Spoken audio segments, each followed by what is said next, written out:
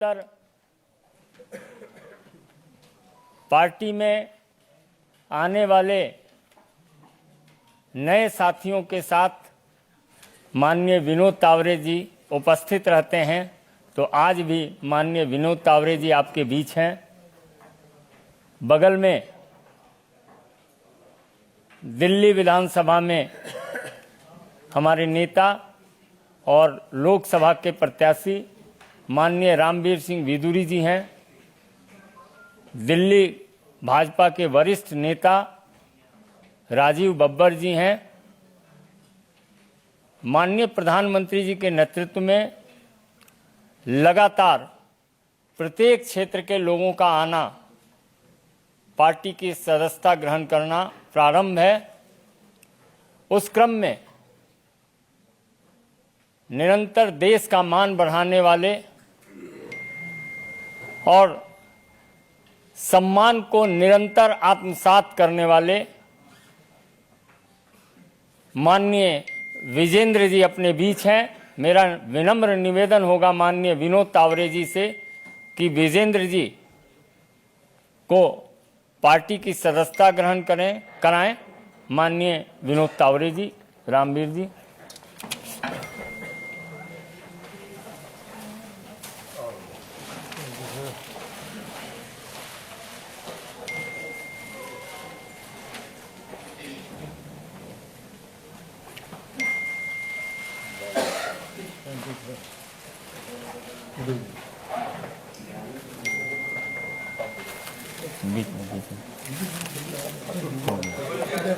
नहीं, इधर आप इधर आ जाइए मेरे साथ। थोड़ा सामने इधर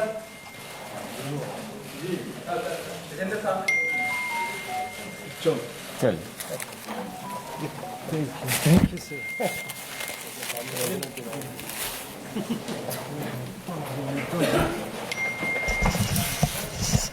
मेरा निवेदन है माननीय राष्ट्रीय महामंत्री श्री विनोद तावरे जी से आपको संबोधित करें।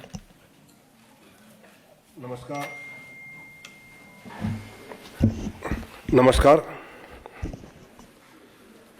संजय मयूर जी, विदुरी जी, राजीव बब्बर जी और आज हम सबके साथ आए विजेंद्र जी। सबसे शुरू में मैं ये कहना चाहता हूँ कि राहुल गांधी जी से मेरे 3 सवाल हैं। पहला सवाल यह है कि वायनाड में राहुल गांधी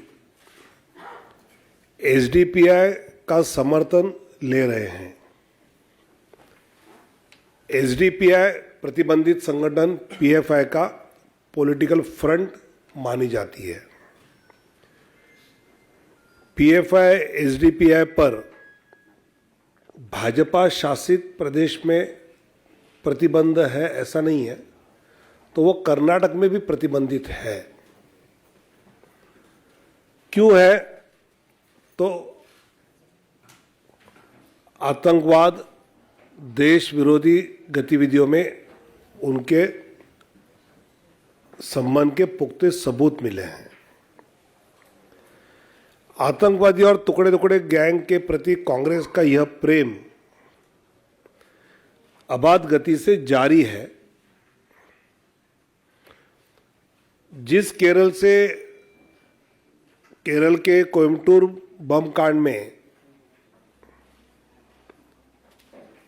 अब्दुल नासिर बदनी की रिहाई के लिए मार्च 2006 में विधानसभा में कांग्रेस और कम्युनिस्ट पार्टी का प्रस्ताव पारित किया था, ये इतिहास का इकलौता उदाहरण है कि ऐसे बम कांड में सम्मिलित किसी को रिहा करने की मांग विधानसभा करती है। ऐसे एसडीपीआई राहुल गांधी के मोहब्बत के दुकान में आती है क्या? एसडीपीआई से साथ रहना ये मोहब्बत की दुकान का प्रोडक्ट है क्या? और जो हालात बदलने वाले हैं क्या देशद्रोही आतंकवादियों के कब्जे में देश देना या ना हालात बदलना ये कांग्रेस मानती है का नंबर पहला प्रश्न। दूसरा प्रश्न ये है कि दिल्ली में रामलीला मैदान में तो घमंडिया गठबंधन की रैली तो हुई, सब साथ आए, लेकिन उसी रैली में आए हुए कुछ पार्टी के लोग राहुल गांधी जी के विरोध में सीपीआई के व्यक्ति चुनाव लड़ने वाले हैं, और बंगाल में लोकसभा में कांग्रेस के नेता रहे, उनके विरोध में टीएमसी उम्मीदवार लड़ने वाली है। तो ये गठबंधन है या विगठबंधन है, इस सवाल का जवाब राहुल जी ने देना चाहिए। और तीसरा सवाल मेरा यह है, कांग्रेस के विज्ञापन आने लगे हैं, लेकिन उसमें कांग्रेस के अध्यक्ष जी का फोटो नहीं है। खड़गे जी अगर आपके अध्यक्ष है तो उनका फोटो होना चाहिए, उनका नहीं तो राहुल जी आपका, सोनिया जी का। क्या कांग्रेस को यह डर है कि अपने किसी नेता के फोटो डालने से अपने वोट कम होने वाले हैं, इसलिए विज्ञापन में ना सोनिया जी का, ना राहुल जी का, ना खड़गे जी का फोटो आ रहा है? ऐसे 3 सवाल राहुल जी को मैं आज आपके द्वारा पूछना चाहता हूं। विजेंद्र जी आज हमारे साथ जुड़े हैं, जो 2008 के बीजिंग में मेडल जीते हैं, राजीव गांधी खेल रत्न जीता है, अर्जुन अवार्ड जीता है, पद्मश्री उनको राष्ट्रपति के द्वारा पुरस्कृत किया गया है। ऐसे विजेंद्र जी भारतीय जनता पार्टी में आदरणीय प्रधानमंत्री मोदी जी के नेतृत्व में विकसित भारत का संकल्प पूरा करने के लिए हमारे साथ जुड़े, तो स्वाभाविकता उनकी हर ताकत का, हर शक्ति का उपयोग भारतीय जनता पार्टी दिल्ली, हरियाणा, राजस्थान, इन सभी प्रांतों में ज़रूर करेगी, उत्तर प्रदेश में भी। और उनके आने से और एक मजबूती से भारतीय जनता पार्टी अपने ध्येय की ओर, अपने टारगेट की ओर सफलतापूर्वक बढ़ेगी, ये मुझे विश्वास है। धन्यवाद। मेरा निवेदन होगा माननीय विजेंद्र जी से कि आपको संबोधित करें।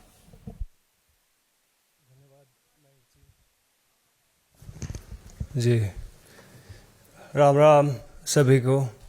मैं बॉक्सर विजेंद्र सिंह और माननीय प्रधानमंत्री नरेंद्र मोदी जी, हमारे होम मिनिस्टर अमित शाह जी, अध्यक्ष जेपी नड्डा जी, तावड़े जी, मैंग जी के नेतृत्व में मैं आज बीजेपी में शामिल हो रहा हूं, और एक तरह से कहते घर वापसी हो रही है मेरी। तकरीबन 19 में मैं चुनाव लड़ा था, और ऑलमोस्ट 5 साल होने वाले हैं, अभी 4 साल होने वाले हैं।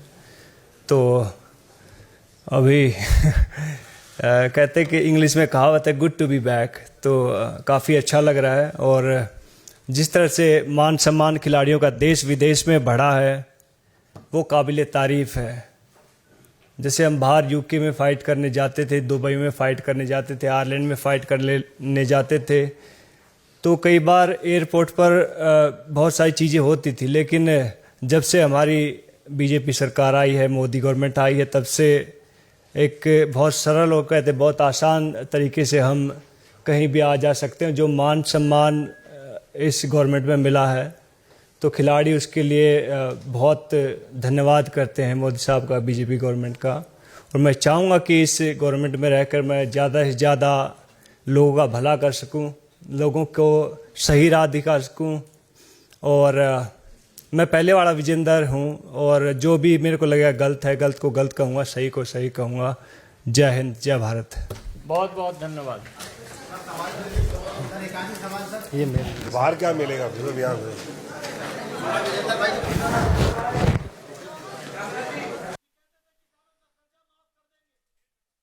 This is Vipin Parmar. Vipin, quite the turnaround from 2019 when Vijender fought the elections from the Congress ticket in South Delhi to now jumping ship and joining the BJP, and there has been controversy surrounding him because he was amongst the wrestlers who had raised objection to the women wrestlers' row controversy that had erupted just a few months ago. Shocker for Congress because, 3 to 4 days back, there were talks going on over his name that he might be the candidate for Congress from Mathura seat from where MP Hema Malini is contesting. So it's quite a shocker for the Congress party as his name was continuously floating. His name was there in the list. The panels which was decided by the, by the committees who were discussing over the candidatures over various seats in the nation. But as far as the Vijender is concerned, he shifted towards BJP and now he joined BJP in Delhi as he contested, as you rightly mentioned, in 2019 Lok Sabha elections. He contested the election from South Delhi.